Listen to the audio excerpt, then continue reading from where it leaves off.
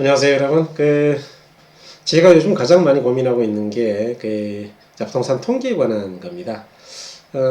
제가 이제 원래 고려대에서 화학공학을 전공했고요. 그다음에 이제 고려대하고 이제 광운대학교에서 경영학으로 이제 석사를 했어요. 네, 그러다 보니 원래 이제 대학 전공이 이과 아닙니까, 그죠? 그래서 수학을 상당히 많이 공부했겠죠. 그래서 수학을 잘 다루기 때문에 이 통계 쪽에 대해서는 상당히 다른 분들보다는 조금 접근이 편하잖아요. 그래서 부동산 통계 정보를 잘 전달해 드리고 싶은데, 자, 문제는 통계 정보를 분석하려면 이제 상당한 시간을 소비해야 됩니다. 먼저 골격을 잡아야 되기 때문에. 그래서 요 근래에는 유튜브 초보라 많이 바빴거든요. 또 이제 강의 준비도 해야 되고 해서 그래서 좀 바빴기 때문에 이 부동산 통계라는 거를 언젠가는 이제 제공을 해야 되겠는데 어떤 형태로 제공할까라는 것 때문에 굉장히 고민을 했어요.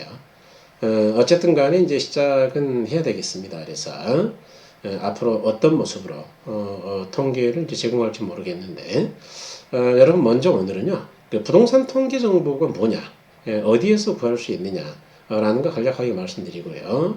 이러한 통계를 통해서 결국 우리가 얻을 수 있는 게 어떤 거냐 라는 걸 말씀드리겠어요. 그래서 앞으로 우리가 어떻게 통계 정보를 가공해서 드릴 건지에 대해서는 아직 제가 결론을 못 내렸어요. 아직도 고민하고 있습니다. 그래서 여러 선배 유튜버들의 유튜브 내용도 좀 보고 참고하고 있거든요. 그래서 결정되는 대로 말씀을 드리고 자료는 한번 올리기 시작하면 통계라는 거는 이제 추세가 중요합니다. 추세. 그러니까 장기간의 추세가 중요하기 때문에 한번 자료를 올리면 동일한 모형의 자료가 비교 가능하게 오랫동안 쌓여야 되는 거예요. 그래서 오랫동안 그렇게 쌓이도록 가공해 보겠습니다. 여러분 먼저 이제 부동산 통계 정보가 뭐냐고 이야기죠. 그래서 이제 크게 분류해 보면 자, 부동산 통계 정보는 자, 부동산 가격과 미래 예측의 도구라고 볼 수 있다. 그럴 때 뭐 아시다시피 늘 이제 제가 이거는 투자를 시작하기 할 때도 말씀을 좀 드렸고요. 했는데 그 통계 정보라는 거는 부동산도 결국 가격이 수요 공급에 따라 결정되는 거예요. 뭐 간단합니다, 여러분. 그러니까 쉽게 말해서 수요가 많은데 공급이 없어요. 그럼 당연히 가격이 올라가죠. 네, 그러니까 가격이 올라갈 지역이라는 거는 수요는 있어 보이는데 주택 공급량이 너무 작거나 주택 보급률이 너무 낮은 지역이에요. 그다음에 반대로요. 수요는 뭐 꽤 있는데 공급이 줄어든다. 그러면 더더욱 가격이 올라가겠죠, 그죠? 그다음에 거꾸로 공급이 많아요. 공급도 많고 수요가 많다 그러면은 일단 뭐 경기는 굉장히 좋은 상태인데 꼭지점에 가 있을 가능성이 많습니다. 가격이 상투를 칠 가능성이 많다는 이야기죠. 공급은 여전히 많은데 수요가 줄어든다. 그러면 앞으로 경기가 꺾일 가능성이 많아요. 꺾일 가능성. 자, 그럴 때는 절대로 들어가면 안 돼요. 빠져나와야 될 때죠. 그래서 이와 같이 수요 공급을 잘 보면은 부동산 가격을 우리가 예측할 수가 있다라는 이야기죠. 가격 예측은 이제 수요 영향을 주는 지표, 즉 수요 지표하고요. 공급에 영향을 주는 지표로 파악할 수가 있다. 그래서 이 수요 지표에는 주로 이제 우리가 많이 보는 게 주택 거래량이에요. 그래서 뭐 연간 거래량도 중요하지만 분기별 거래량, 월간 거래량이 전월 또는 전 분기에 비해서 늘었냐, 줄었냐 이런 거요. 다음으로 택지 등 토지 거래량도 우리가 참고하기도 합니다. 왜냐하면 택지가 많이 팔렸다는 이야기는 앞으로 집을 많이 지을 거란 이야기거든요. 그래서 이런 걸 보기도 한다.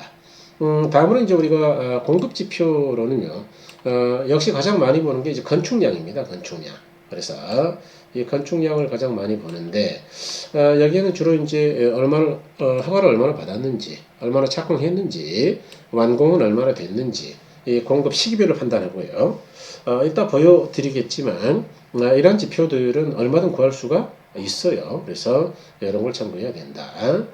다음으로 제가 살펴보니까 유튜브 하는 분들이 가장 많이 지금 제공하고 있는 게 한국감정원의 이 가격 변동이더라고요.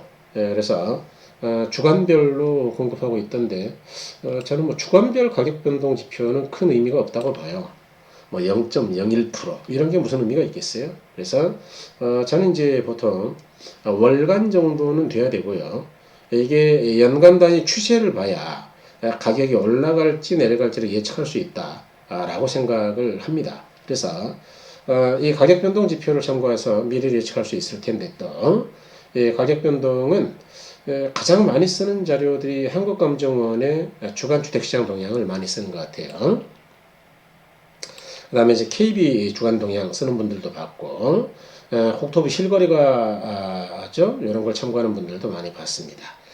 그 다음에 이제 요거는 제가 이제 분양 쪽을 일을 좀 해봐서 많이 봤던 사이트인데, 분양시장 관련 통계죠. 그래서 초기 분양률이 얼마나 되는지, 미분양률은 얼마인지 지역별로 나와요. 그래서 이거는 주택도시보증공사, 우리가 흔히 허그라고 하는데 이쪽 자료를 참고하면 됩니다. 그래서 이렇게 크게 일단 말씀을 좀 드렸고요. 다음에 이제 부동산 종류별로 주요 현황 통계 조사 방법인데요. 여러분 굉장히 넓게 잡았습니다만은 여러분 참고 자료니까요. 주거용과 상업용 같은 경우는 주거용 주택 호수, 예컨대 가구수라든가 뭐 주택수라든가 이런 것들을 주로 참고하겠죠. 그래서 이건 어디서 보면 되느냐? 자, 제공 사이트를 봤더니 국가 통계 포털에 나온다는 이야기죠. 그래서 이걸 보시면 주택의 호수가 얼마이고 그다음에 이제 주택수는 몇 개이고 보급률은 얼마이고 이런 게 나오죠. 그다음에 이제 상업용이죠. 점포수인데요. 요거는 이제 시군구의 사이트에 가시면 사업체 수, 사업체 통계 조사를 통해서 나온 자료들이 있습니다. 그래서 이런 걸 참고하시면 되겠습니다. 그 다음에요. 공업용이나 농업 입업용인데 공업용 같은 경우는 우리가 특별히 공장을 투자 대상으로 하기에는 뭐 아주 쉽지는 않습니다. 그죠? 뭐 창고는 꽤 많이 투자 대상으로 합니다만은 그래서 이건 참고하시고 농업용 같은 경우는 조금 봐야 되겠죠. 그래서 경지 이용률이라는 거를 우리가 국가 통계 포털을 통해서 알 수 있고요. 그다음에 이제 임업용 같은 경우는 산림의 면적이죠. 그러니까 임가통계라는 걸 산림청 자료를 가지고 볼 수 있는데 이런 자료들이 투자할 때 크게 유용하지는 않을 거예요. 어디 이제 농지나 임지를 투자하시고자 하는 분들은 굉장히 조심할 거는 까딱 잘못하면 이거 장기 투자예요. 들어가면 못 나온다는 이야기죠. 그러니까 굉장히 조심하셔야 될 것 중에 하나는 뭐냐면 도시 군 기본 계획 또는 관리 계획을 확인해야 돼요. 그래서 당의 시군의 도시계획과나 도시개발과 지자체마다 이름이 좀 다른데 또는 산업경제과 이렇게 하게요. 그래서 도시군 기본계획을 만드는 부서가 있는데 그런 데 가셔가지고 물어보면 됩니다. 물어보면 제가 이 지역에 농지를 좀 살까 생각 중인데 혹시 뭐 개발 계획이 있나요? 라고 물어보면은 자료를 복사는 안 해줘요. 복사는 안 해주고 보여는 줍니다. 연락. 그래서 그렇게 확인하시는 게 발로 확인하는 게 훨씬 정확하다. 또 이제 농지 같은 경우는 여러분 그 농지 취득 제한이 분명히 있죠. 그래서 뭐 일정 면적 1000제곱미터 이상이 되면은 농업인이어야 됩니다. 주말 용농 같이 아무나 할 수 있는 거는 1000제곱미터 미만이에요. 예. 그 다음에 주택 관련 통계인데 여러분 그 주택 관련 통계에는 인구주택 총주소라는 거 있죠. 그래서 통계청에서 이제 5년마다 하는 것. 그 다음에 이제 가장 중요한 거는 그 주택 보급률 자료예요. 그래서 이 주택 보급률을 우리가 시군별로 좀 파악할 필요가 좀 있죠. 예, 주택은요. 그래서 매년 합니다. 그 다음에 이제 아파트 실거래 가격 지수라는 것도 국토부가 월간 단위로 파악해서 보여주고 있죠. 그래서 실거래 가격이 기준연도 100으로 해가지고 100보다 얼마나 올랐는지 내렸는지를 보여주는 지수죠. 그 다음에 이제 미분양 주택 현황 보고인데 여기 이제 그 허브에서 보고해서 국토부에다 올리는 거죠. 그래서 국토부에서 이런 것들을 공표하고 있다. 그래서 이제 이런 걸 좀 봐야 되는 이유가요. 미분양이 많은 지역은 일단 공급은 많지만 수요가 없는 지역이잖아요. 그래서 그런 지역은 들어가시면은 문제가 좀 되는 거예요. 그래서 현황을 좀 봐야 되겠다. 그 다음에 이제 건설이죠. 여러분 아까 제가 공급 지표로 가장 중요한 게 건축량이라 그랬죠. 그래서 건축 허가 또는 착공 통계 이런 거 좀 봐두셔야 됩니다. 그래서 결국 지역에 따라서 건축량이 전월 대비해서 많이 늘었냐 또는 전년 동기 대비해서 많이 늘었냐라는 걸 좀 봐둬야 되고요. 그다음에 이제 도시재생 사업 현황도 좀 볼 필요가 있어요. 도시재생이라는 것들은 주로 이제 정비사업 같은 것들이겠죠. 그래서 이런 것들, 즉 재건축 재개발이나 주거 환경 개선 사업 같은 거겠죠.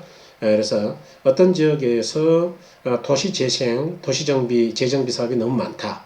그러면 공급이 너무 많지 않겠어요. 그래서 그런 지역은 상당히 조심해야 되는 겁니다. 나중에 이제 기회가 되면은 재건축 재개발에 대한 이야기를 드릴 거예요. 드릴 건데 재건축 재개발, 특히 재개발 같은 경우는 굉장히 투자에 신중을 기하셔야 됩니다. 왜냐하면은 사업 기간이 생각보다 길어요. 뭐 저도 해봤지만 지금 10년이 훨씬 넘게 걸리고 있습니다. 아직도 진행이 끝나지 않았어요. 그래서 굉장히 조심하셔야 된다. 그다음에 이제 이 토지 있죠. 여러분 그 토지 같은 경우는 우리가 어떻게 보셔야 되는 겁니까? 네, 그래서 부동산 거래 현황이죠. 그래서 얼마나 많이 토지가 거래됐느냐라는 걸 좀 보시고, 그다음에 주택 관련해서는 이제 주택 관련 토지는 택지 예정지구 지정이나 공급 현황이죠. 그래서 이런 것들은 앞으로 택지가 어떤 지역에 많이 만들어지고 공급이 되고 있느냐라는 거 봐야 되겠죠. 그다음에 그 물가 자료로 전국 집값 변동률 조사라는 게 있는데 요것도 좀 참고하시면 되겠습니다. 아무래도 이제 집값 변동률 조사 같은 걸 보면 전월 대비해서 상승률이 있는 지역이다 또는 전년 동기에서 상승률이 있다.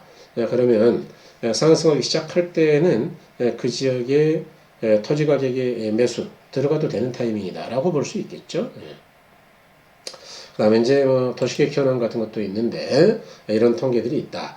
그래서 다시 말씀을 드립니다만은 여러분 그 부동산 통계는 통계를 뭐 누가 얼마나 좋아하겠습니까? 뭐 숫자밖에 없는데요.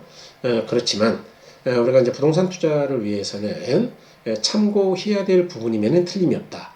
라는 점을 일단 말씀드리고요. 두 번째는 통계는 단순한 숫자도 중요하지만 숫자보다 더 중요한 거는 의미 있는 결론을 만들어낼 수 있어야 된다는 거죠. 그래서 이런 부분들을 지금 계속 고민하고 있습니다. 그래서 어떤 모습으로 보여드려야 투자하시는데 참고가 될까라는 거를 아직도 고민하고 있어요. 또 이제 많은 분들과 제가 상의를 좀 해볼 생각입니다. 그래서 방향이 결정되면요, 제가 꾸준히 지속적으로 통계 정보를 업데이트를 하겠습니다. 그러면서 그때그때 의미 있는 결론을 조금씩 매듭을 하겠습니다. 여러분 오늘 영상은 오늘 강의는 이제 이 정도로 마치기로 하겠습니다. 어쨌든 늘 말씀드렸습니다만은 아직은 제가 이제 유튜브 초보이지만 조금 원래 계획보다 무리하게 하고 있어요. 소위 창피할 정도가 돼서는 안 되겠다라는 생각 때문에 매일 한 개씩 올리고 있습니다. 그러다 보니까 꽤 정신이 없습니다만은 여러분들의 응원하에서 감사하게도 잘 진행하고 있습니다. 여러분 더더욱 용기를 좀 주시고요. 구독, 그다음에 공유, 주변 분들에게 추천 부탁드리겠습니다. 여러분 대단히 감사합니다. 고맙습니다.